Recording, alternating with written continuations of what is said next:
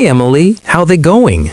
Hello, Alex. I'm doing well, thanks. I just finished reading that story about Elias and the coffee shop. What did you think of it? Oh, I loved it. It was very relatable. I think we've all felt stuck in a rut at some point in our lives. Exactly. Welcome to the club of people trying to improve. I was actually thinking, do you think reading and listening to stories like this can really help us improve our English? Definitely. For one, it helps with vocabulary and context. Instead of just memorizing a list of words, you see how they are used in a sentence. For example, I now know exactly how to use the word hesitated. That's a great point. I also find that listening to stories helps with my rhythm and intonation. English has a specific music to it, and stories make it easier to hear that than a boring textbook does. Plus, it's much more enjoyable.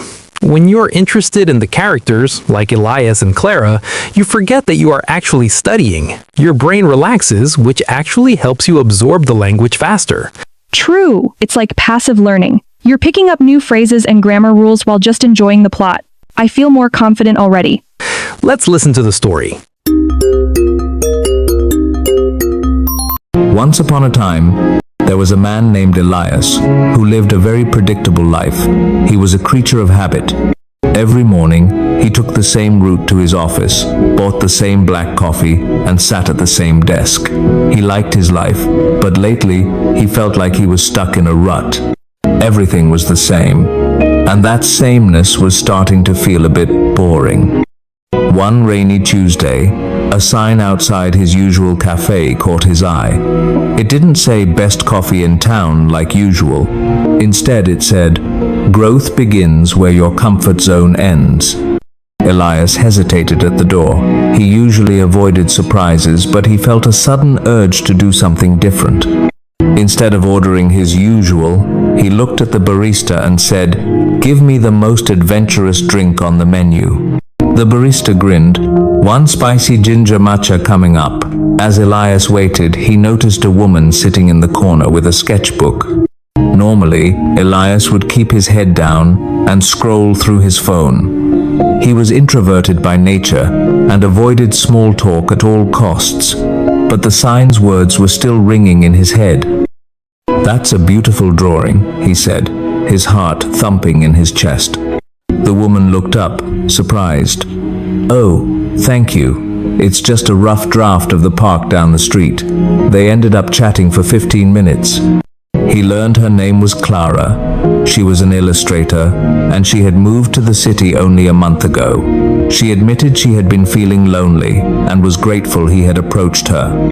When Elias finally left the cafe, matcha in hand, he didn't feel like his usual tired self. He felt invigorated. He realized that breaking the ice with a stranger wasn't as terrifying as he had imagined.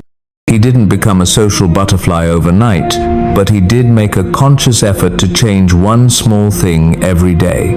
Elias learned that life becomes much more vibrant when you stop following the same old script. Welcome back, Emily. That was such a heartwarming story.